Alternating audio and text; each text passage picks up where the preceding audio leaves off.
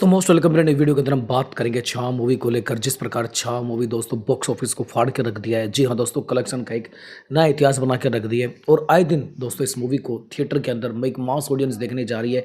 लेकिन दोस्तों इस मूवी को लेकर आपको 13वें दिन का कलेक्शन बताने से पहले बता देना चाहता हूँ, इस मूवी को लेकर एक कंट्रोवर्सी दोस्तों और हो गई है। बेसिकली वो कंट्रोवर्सी आपको बताने वाले कि बेसिकली इस मूवी को लेकर दोस्तों क्या कंट्रोवर्सी हो गई। बेसिकली आप सभी जानते हैं कि सांबा जी जो महाराज है उनकी यहाँ पर स्टोरी को दिखाया जाता है। सांबा जी महाराज ने जी हाँ दोस्तों 1681 से 1689 तक बेसिकली शिवाजी की डेथ के बाद में रूल किया था और इस दौरान बहुत सारे यहाँ पर उन्होंने युद्ध लड़े थे। जी हाँ दोस्तों, मुगल सेना की नाक में दम करके उन्होंने रख दिया था और बहुत बहादुरी से उन्होंने युद्ध लड़े थे। ये बिल्कुल सच दिखाया गया है। इतिहास के अंदर उनकी बहादुरी दिखाई गई है। बेसिकली उनके साहस को दिखाया गया है और उनके मौत के घुंघरू पहन के नाचते हम और हम।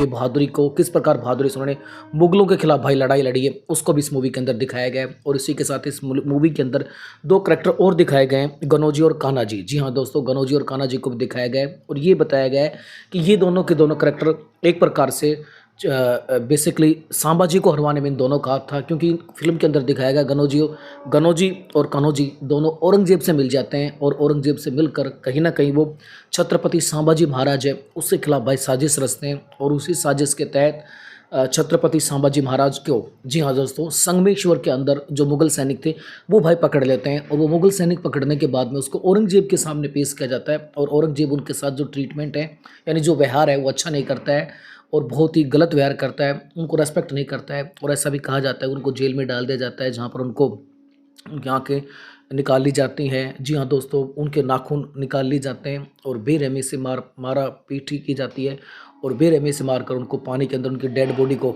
बहा दिया जाता है। ऐसा इस प्रकार के भी कहानी के अंदर ये चीज़ें सब दिखाई गई हैं और ऐसा कहा गया है। अगर दोस्तों ये सब सच है तो पहले की पुस्तकों में लोगों को ये बताया नहीं गया, लोगों को ये चीज़ें पढ़ाई नहीं गई।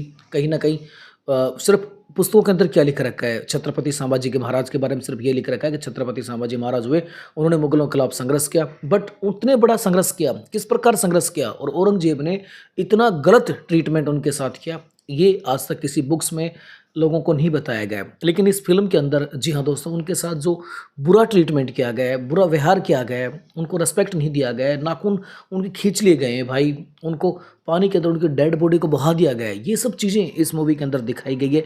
और इस चीज़ों को जब ऑडियंस देख रही है तो कहीं ना कहीं ऑडियंस इस फिल्म को लेकर इमोशनल अटैचमेंट लोगों का हो गया है और लगातार ये फिल्म आप देख रहे हैं 20-20 करोड़ से लगातार ऊपर कलेक्शन करके जा रही है, तबाही मचा के रख दी है।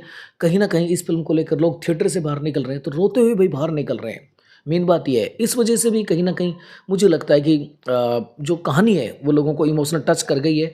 लेकिन अब गनौजी और कान्हा जी हैं, इनके परिवार इनके जो वंशज हैं वो कहीं ना कहीं अब ये कह रहे हैं कि इस फिल्म की जो कहानी है उसको गलत तरीके से पेश किया गया है। गनौजी और कान्हा जी को जी हाँ दोस्तों गद्दार दिखाया गया है, जबकि रियल के अंदर वो गद्दार नहीं थे। ये उनका परिवार कह रहा है, मैं नहीं कह रहा हूँ, उनका परिवार कह रहा है कि इन चीज़ों को लक्ष्मण उतरेकर ने गलत तरीके से दिखाया है। गनौजी और कान्हा जी को औरंगजेब से मिलते हुए दिखाया गया है और उनको एक गद्दार के रूप में इस फिल्म के अंदर दिखाया गया है। इसलिए वो 100 करोड़, जी हाँ दोस्तों 100 करोड़ के मानहानि का केस का दावा करने वाले हैं कि वो जो फिल्म के मेकर्स हैं उनके ऊपर 100 करोड़ का मानहानि का केस करने जा रहे हैं। ये यहाँ पर कंट्रोवर्सी हो गई है। ये तो सारी मैंने कंट्रोवर्सी के बारे में बताया। अब हम बात करते हैं कि इस फिल्म ने अपने 13वें दिन भाई कितना कलेक्शन किया है। तो इस फिल्म ने अपने 13वें दिन 21 करोड़ 75 लाख का कलेक्शन कर लिया है और डोमेस्टिक बॉक्स ऑफिस पर इस फिल्म का जो कलेक्शन है वो ज़बरदस्त हो गया। 385 करोड़ ये फिल्म अब तक कमा चुकी है डोमेस्टिक बॉक्स ऑफिस को लेकर, यानी कि फिल्म की जो सुनामी है वो अब रुकने का नाम बिल्कुल भाई नहीं ले रही है। लेकिन इस कंट्रोवर्सी को लेकर